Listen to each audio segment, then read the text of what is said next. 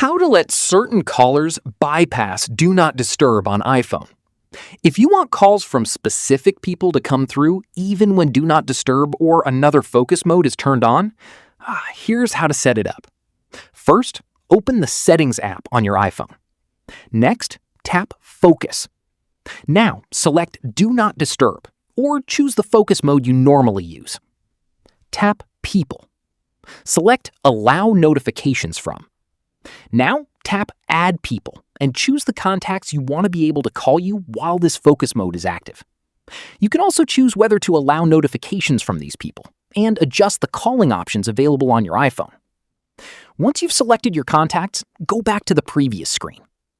Now, whenever Do Not Disturb or that focus mode is turned on, calls from your selected contacts can still come through according to the options you've chosen. Keep in mind that this controls focus and Do Not Disturb. It doesn't necessarily make a caller bypass the physical silent mode switch. And that's it. That's how you can allow certain people to contact you while Do Not Disturb is turned on. If this tutorial helped you out, make sure to like the video and subscribe for more helpful iPhone tutorials. And I'll see you in the next one.